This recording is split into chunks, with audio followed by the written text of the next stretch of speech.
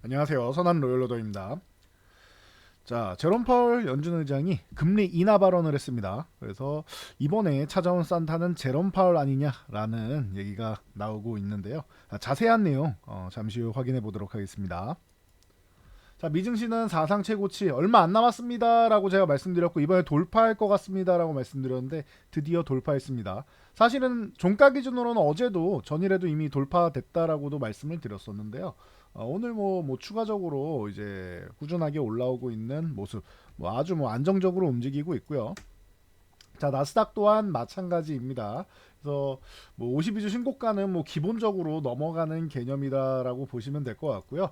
대신 나스닥은 아직까지 조금 남았다, 사상 최고치가. 그런데 나스닥도 움직이기 시작하면은 이제 금방이죠. 나스닥 같은 경우는 오히려 성장주 쪽 중심이기 때문에 이번에 제롬 파월이 이제 금리 인하에 대해서 가능성에 대해서만 언급을 해도 그게 어딥니까? 이번까지는 매파적인 입장을 발표하고 1월 되면 또 이제 180도 바뀐 이런 의견을 내는 게 보통 제롬 파월 연준 의장인데 이번에는 조금 일찍 산타처럼 찾아오지 않았나 싶습니다. 그래서 인플레이션 목표치 2% 아직 좀 남았지만 승리를 선언했다라고 하기에는 아직 시기상조지만 인플레이션이 완화되고 있다라는 얘기를 했어요. 그러니까 무엇보다 비둘기파적인 발언을 했고 노동시장 균형을 잡아가고 있고 우리가 원하는 모습이다.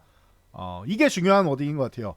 나머지 다 이제 좋은 비둘기파적인 워딩이지만 이게 제일 중요해요. 우리가 원하는 거다라는 게 가장 중요한 것 같습니다. 그래서 끝자락에 내년에는 금리 인하가 가능하다. 그래서 최근에 로이터에서 이제 이코노미스트들 대상으로 해서 설문조사를 했는데 50% 이상이 7월부터는 언제 해도 이상할 게 없다. 절반 이상이 7월부터는 가능할 것 같다라고 얘기를 했었는데 이번에 연준 의장 발언 이후로 5월로 앞당겨지는 거 아니냐라는 얘기가 나오고 있어요. 그러니까 요거 참고하시면 될 것 같아요.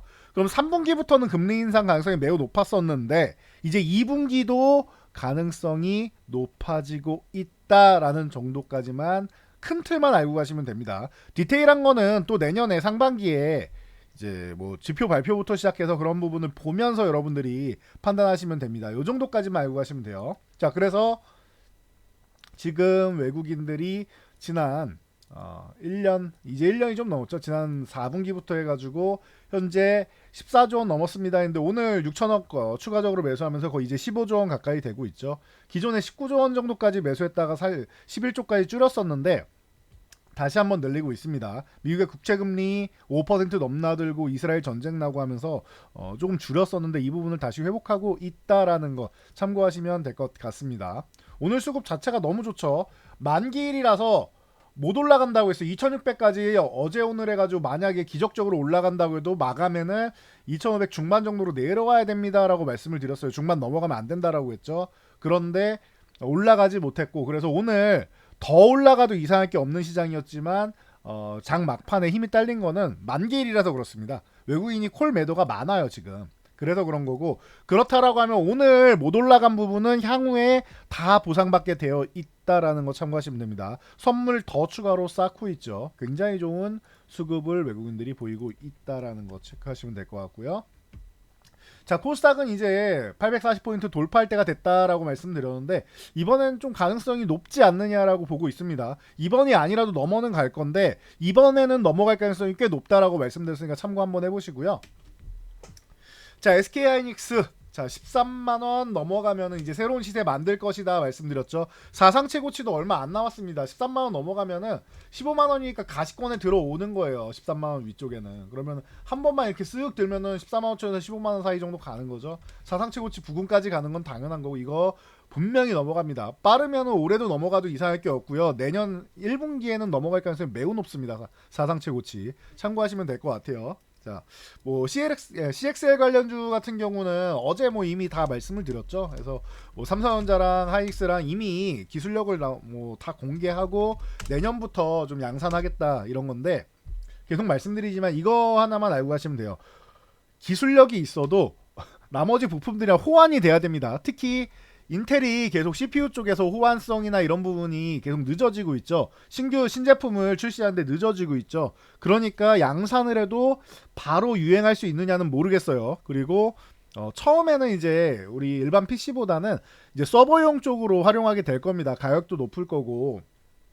예, 그리고 지금 현재 D램의 뭐 10배 이상 되는 용량에다가 속도도 처리 속도도 빨라지고 하기 때문에 챗 GTP를 비롯해서 이런 이제 온 디바이스 AI 쪽으로 해서 이제 뭐 활용이 되고 거기에 좀 더 나아가서 서버용 쪽으로 활용되는 게 우선이 될 것 같아요. 그러니까 데이터 센터 쪽으로 들어갈 가능성이 매우 높다라는 거. 뭐챗 GTP뿐만 아니라 채팅뿐만 아니라 그 영상이나 뭐 그림 이런 쪽으로 넘어가면 당연히 처리 시간이나 용량이 더 많이 든다는 건 알고 있을 거예요. 기본이 텍스트고 그 다음이 그림이고 그 다음이 영상인 겁니다. 그렇기 때문에 이그 차세대 D램 같은 경우에는 이제 꼭 필요한 요소다 정도로 생각하시면 되고 대신 뭐 상용화가 되고 뭐 양산이 되고 이런 거는 뭐 일단 내년부터라고 하니까 양산하고 나서 보자고요. HBM 같은 경우도 11년 전에 발표한 기술이죠.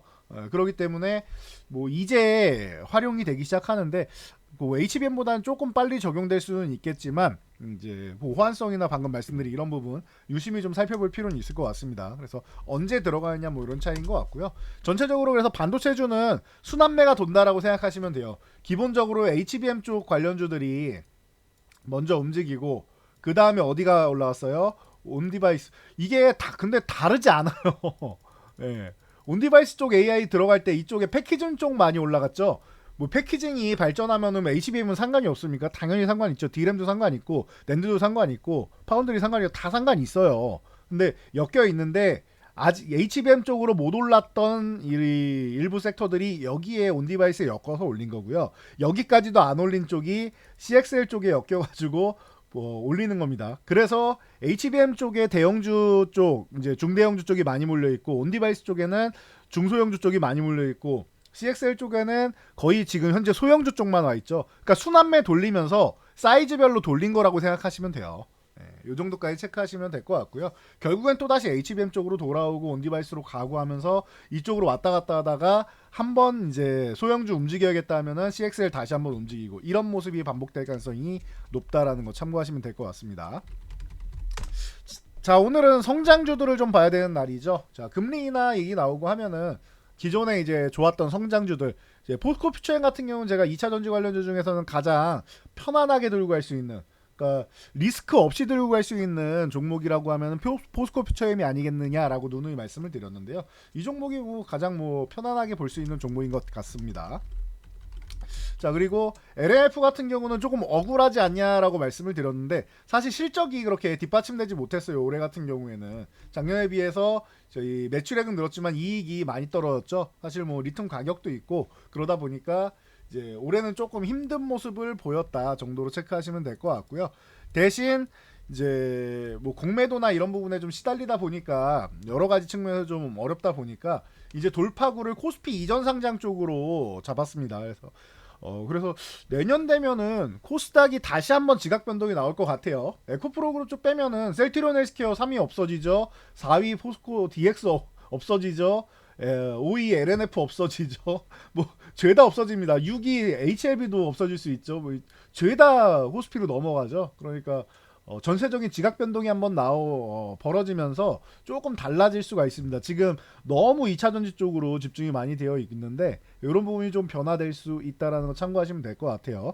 아무래도 이 반도체 쪽이 다시 한번 좀 치고 올라올 가능성이 매우 높아 보이고, 그리고 로봇 관련주나 이런 쪽이 좀 치고 올라오고 엔터 쪽, 뭐 엔터나 콘텐츠 쪽이 조금 살아나줄 필요가 있어요. 이쪽이 힘을 좀 내주면 좋겠다. 뭐 요거는 아직까지는 제 희망사항이니까 그 정도까지 뭐 체크하면서 보시면 될 것 같습니다.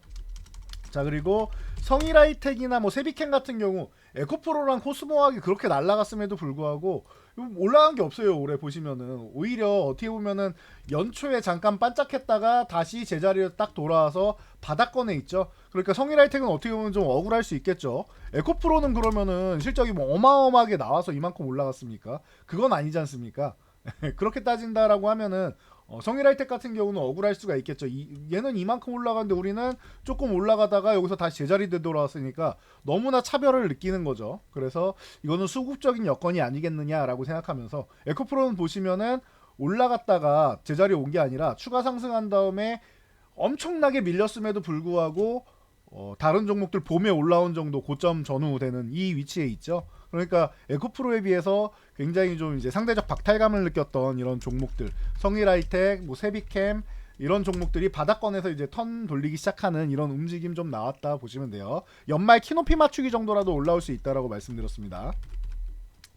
자, 그리고 뭐 세아 쪽에서 이제 풍력 쪽으로 이제 계약을 맺다 보니까 이제 지주사인 세아제강지주 상장이 안 돼 있다 보니까 세아제강지주에 이렇게 거래대금이 실리면서 멋진 모습 한번 돌파했습니다. 20만 원 넘어가는 거 아주 좋고요. 22만 원 위쪽에 있으면 뭐 더할 나위 없는 것 같습니다. 바로 올라와 줬고, CS 베어링이랑 이제 CS 윈드 같은 경우는 이번 주에도 이제 이슈가 발생했습니다 하고 이미 말씀을 드렸었는데 추가적으로 좀 좋아지는 모습인 것 같아요. 이러면은 CS 윈드, CS 베어링 같은 경우 꾸준하게 여러분들 뭐 보셔야겠죠. 그리고 뭐 SK 오션 플랜트라던가 이런 거 다 그냥 보시면 될 것 같고요. 풍력 관련주 여기에 그동안 못난이었던 태양광 같은 경우가 이제 현대 에너지 솔루션 같은 경우가 바닥권에서 치고 올라오면서 키높이 맞추기 하러 올라오고 있다 정도로 보시면 될 것 같아요. 성장주가 전체적으로 살아날지 아니면은 키높이 맞추기 정도만 하고 다시 실지 요거는 조금 지켜볼 필요가 있을 것 같습니다. 자, 그리고 성장주 하면 대표적으로 보이는 이제 네카오라고 얘기를 하죠. 네이버가 드디어 22만원 넘어갔습니다. 거래대금 실렸고요. 만약에 22만원 흔들면은 여기서 다시 한번 뭐 이제 매수할 수 있는 기회다 정도로 보시면 될 것 같고요. 뭐 카카오 그룹주 같은 경우는 뭐 다 좋았던 것 같아요. 오늘 보면은 카카오 그룹주는 전체적으로 좋았으니까 잠시 뒤로 빼서 보고, LG 디스플레이나 이런 쪽도 이제 워낙 뭐 저평가돼 있다 보니까 제가 12,500원 흔들기 구간이면 좋은 구간입니다 말씀을 드렸었죠. 슬그머니 올라오고 있고, 수익률을 본다라고 하면은 LG 디스플레이보다 야스가 좀 더 유리할 겁니다 말씀드렸는데 야스가 확실히 좀 빠르게 와주긴 하네요. 만원 돌파 시도했는데 만원 돌파 안 되면 또 이제 쉬어야 되니까 이제 쉬는 구간에 다시 본다라고 만원 다음번에 돌파할 가능성 충분히 생기겠죠. 그리고 언제 올라오나 기다리고 있던 종목 중 하나죠. LG전자. 오늘 뭐 1% 올라오면서 좀 움직임을 만들었어야 되는데 아직 좀 아쉬운데, 이 종목이 아직 안 움직였다라고 보면은 LG전자는 이제 언제든지 관심 종목에 넣어놓고 올라와도 이상하지 않으니까 관심 종목에 넣어놓고 그냥 꾸준히 보시면은 좋을 것 같습니다. 자, 그리고 드디어 조금 전에 밀어놨던 카카오 봐야겠죠. 카카오는 이제 여러 종목 다 봐야 되니까 같이 한 번에 보자고요. 자, 카카오 같은 경우가 이제 5만원 넘어왔습니다. 괜찮은 움직임이고요. 여기서부터 얼만큼 움직이느냐인데 이제 뭐 거래대금 살짝 실어놓은 정도다. 이 5만원이 어떤 가격이냐면은요, 데이터 센터 작년에 화재 나고 했었죠. 그 화재 났던 구간 정도가 5만원 흔들기 구간이었어요. 이 구간이. 그러니까 이제 그 정도 데이터 센터 화재 났던 구간 정도 회복된 거다. 얼만큼 카카오가 좀 어려움을 겪었는지 이제 아시겠죠. 추가적인 하락까지 발생을 했었는데, 그러니까 5만원 정도 회복되는 거는 기본적으로 올라오는 정도고, 그 낙폭이 과대했던 부분을 해소하는 정도고, 여기서부터가 시작이 될 수 있다. 근데 이제 카카오는 이제 당장 수익성은 되더라도 골목상권 침해나 이런 부분 때문에 국내 사업보다 이제 해외 쪽 진출하겠다라고 했는데 사실은 녹록지 않죠. 대신 이제 피코마부터 시작해가지고 이런 뭐 그 웹툰이나 이런 쪽으로는 성공하고 있다라는 거 확인되었으니까 이런 쪽으로 해가지고 외국 쪽 해외 쪽으로 이제 뚫고 나갈 수 있는 이런 그 업종들을 좀 많이 개발을 해야겠죠. 그래서 카카오가 그런 부분에 이제 좀 기대해야 되는 이런 부분이다 생각하시면 될 것 같고요. 카카오페이는 이제 뭐 조사도 받고 하면서 좀 어려움을 겪었는데 다시 한번 올라오는 모습이니까 5만원 회복되면 또 좋아질 수 있습니다. 5만원 회복 관심 있게 보셔야 돼요. 아직 거래대금도 안 실렸고 5만원도 회복이 안 됐다라는 거. 5만원 회복되면 더 좋아질 수 있습니다. 자, 카카오뱅크는 이제 슬그머니 올라오고 있죠. 인터은행 쪽이 회복되기 시작하면서 좋은 모습 보이고 있습니다. 26,000원 위쪽으로 올라와 주는 거 아주 의미 있고요. 거래대금이 조금 부족한데 양봉 하나 더 세워주면서 거래대금 살짝 더 실어주면 아주 나이스해질 수 있습니다. 자, 카카오 게임즈 같은 경우도 바닥권에서 이제 턴 돌리는 움직임 나오는데 거래대금 한번 더 쳐줘야겠죠. 조금 더 필요하고요. 거래대금이 양봉 하나 더 나오면서 이제 위쪽으로 돌파해준다라고 하면 지금 한 27,000원 정도 구간, 이 구간만 넘어와주면은 그래도 숨통은 트이는, 적어도 약세 구간은 벗어나는 정도는 됩니다. 그러다 보니까 넵튠 같은 경우가 이제 바닥권에서 올라오기 시작하고 있죠. 뭐 오늘 뭐 엄청난 상승세는 아니더라도 바닥권에서 이제 탈출할 수 있는, 언제든지 탈출할 수 있는 이런 모양 만들고 있으니까 넵튠 같은 경우도 뭐 관심 있게 보시면 좋을 것 같습니다. 자, 그리고 이제 제가 셀트리온 그룹주부터 시작해가지고 이제 공매도 금지가 되면 가장 수혜를 보는 게 2차 전지 쪽이 최근에 눌려 있었지만 사실은 이제 바이오 쪽이다라고 말씀드렸는데 전통의 공매도에 시달리는 종목이죠. 셀트리온. 이제 18만 원 위쪽에서 유지되고 있고 합병되고 하면은 중장기적으로 계속 좋아집니다. 다시 말씀드리지만 30만 원 아래에 있을 종목 아니고 저는 이 종목이 50만 원 넘어가도 사실은 이상할 게 없다라고 생각은 하는데 그건 좀 먼 미래의 얘기니까 일단은 30만 원 이쪽 위상 올라간 다음에 얘기를 다시 한번 해보면 될 것 같습니다. 그에 비슷한 쪽으로 HLB 이 종목은 여기 이렇게 눌려있을 종목이 아니라고 누누이 말씀드렸죠. HLB, HLB제야, HLB생명과학 이런 HLB그룹주 같은 경우는 지금 항암치료제고 항암신약이 미국 FDA에서 본심사에서도 특별한 지적사항을 받지 않을 정도로 잘 진행되고 있습니다. 4개월에서 5개월 사이 정도면은 신약 허가 가능성 생기는 거예요. FDA에서. 그렇다라고 하면은 우리나라에서 또 그래도 뭐 우리가 자체 개발한 건 아니라 사실 기술을 사온 거긴 하지만 어찌됐건 우리나라에서 인수한 기업이 이렇게 잘 된다라고 하면은 뭐 기대감을 뭐 가져볼 만하죠. 대신 뭐 여기가 이제 뭐 진양권 회장부터 시작해서 지분을 안 갖고 있다 보니까 이런 게 조금 아쉬운 부분이긴 하지만 기업 자체적으로는 여러분들이 투자하는 입장에서는 뭐 그런 것보다는 이제 향후 성장성에 기대감을 건다라고 하면은 지금도 저는 기회라고 봅니다. 참고하시고요. 자, XR 관련주 움직이기 시작하죠. 이제 비전 프로 이제 1월에 공개될 수 있다라고 하니까 선익 시스템 3만 원 쪽으로 다시 한번 붙어가고 있고요. 3만 원 회복되면은 다시 뭐 3만 5천에 4만 원 가는 겁니다. 그리고 뭐 나무가 같은 경우는 뭐 전통의 종목인데 얘는 먼저 올라와가지고 오늘 이제 갭상승 나오고 살짝 밀렸는데 15,000원까지는 어렵지 않고 15,000원 넘어가면 이제 2만 원도 한번 노려볼 수 있는 구간이죠. 자, 뉴프렉스 같은 경우도 요 5,750원 넘어가면 좋아질 수 있는데 오늘 살짝 꼬리 달았어요. 눌리면 매수하거나 아니면 5,750원 넘어가면 매수하시면 됩니다. 자, 테슬라가 휴머노이드 로봇 옵티머스의 2세대를 공개했습니다. 그래서 이런 부분에 대해서 우리나라 정부도 2030년까지 로봇 사업에 3조 원 지원하겠다. 그래요. 2030년까지 3조 원이면은 1년에 뭐 얼마 되지도 않죠. 사실은 따지고 보면은. 예. 물론 큰 돈이긴 하지만 뭐 20조 이상 시장 규모를 20조 이상으로 키우겠다라고 하면서 정부에서 지원하는 것 치고는 기간이 2030년까지니까 사실 6년 동안 3조 원이면은 1년에 뭐 5천만 원 정도면은 그렇게 큰 금액까지는 아니죠. 더 많이 지원을 해야 되는데 그만큼 뭐 이쪽에 지원하기 좀 쉽지 않은 구간이고 그래도 이 정도면 그래도 국가적으로는 이제 어느 정도 성의를 보이는 정도다 정도는 될 것 같습니다. 자, 그래서 레인보우 로보틱스 이제 17만 5천 원 돌파 시도하고 있는데 아직 여기서는 망설이고는 있습니다. 17만 5천 원 넘어가면 다시 달리면서 추세를 새로 만들 수 있는 거예요. 이런 식으로 해서 한번 쭉 올라왔다가 쉬고 있죠. 그럼 요렇게 해가지고 추세를 이렇게 만들어서 이런 식으로 상승 밴드를 그리면서 올라갈 수 있다라는 거 요거 참고하시면 될 것 같아요. 그래서 레인보우 로보틱스 그리고 두산 로보틱스 같은 경우도 쉴 만큼 쉬었는데 제가 9만 원에서 10만 원 이 구간에서 한번 걸릴 수 있다라고 말씀드렸고 결국엔 걸려갖고 이 구간에서 지금 2주 동안 쉬고 있죠. 지금부터는 언제 돌파해도 이상할 게 없는데 일단은 레인보우 로보틱스가 17만 5천 원을 넘어가면 두산 로보틱스도 이쪽 10만원 쪽 돌파 시도 정도는 할 겁니다. 한 번에 돌파를 못하더라도 으쌰으쌰 하다 보면은 이제 올해 말해서 내년 정도에는 가능성은 생긴다라는 거 참고하시고요. 그리고 뭐 SPG랑 뭐 뉴로메카, SBB테크 뭐 이런 협동 로봇 관련된 쪽 SPG는 36,000원 돌파 시도하냐고 아직 진통이 있는 거고요. 이것도 넘어갈 가능성이 높고 뉴로메카 같은 경우도 이제 바닥권에서 올라오면서 35,000원 돌파 시도하고 있죠. 다들 저항 돌파 시도하냐고 못 움직이는 거예요. 예, 그래서 이 정도 보시고 SB테크도 아직 바닥권에 있다 보니까 뭐 조금 더 분발해 줄 필요가 있는 것 같습니다. 그래서 로봇 관련주들이 반도체 지나서 이제 AI와 로봇 쪽으로 이제 쓱 수급이 돌 때 한번 움직일 수 있다라는 거, 반도체 뒤에는 항상 이렇게 준비해야 된다라는 거 잊지 마시고요. 뭐 AI 쪽은 이제 의료 AI 쪽도 같이 항상 본다라고 말씀드렸는데 루닛이 10만 원 중요하다라고 했는데 오늘 이제 유방 특화 AI 플랫폼 기업이죠. 볼파라 인수했다라고 얘기 나오면서 거래대금 폭발했습니다. 윗꼬리 달긴 했는데 여기서 하루 이틀 좀 쉬다가 이제 다음 주 정도에 10만 원 다시 한번 돌파 시도 정도는 노릴 수 있지 않을까 싶습니다. 자, 딥노이드 같은 경우도 지금 바닥권인데 이런 구간은 좀 과도하게 밀린 감이 있죠. 그래서 억울하게 밀려있는데 적어도 뭐 2만원 중반대까지는 기본적으로 올라갈 거고 여기서 한 번, 두 번 건드리면 여기도 넘어가지 않을까 싶습니다. 그래서 최근에 조금 억울하게 밀려있는데 제자리 찾아가지 않을까 싶고요.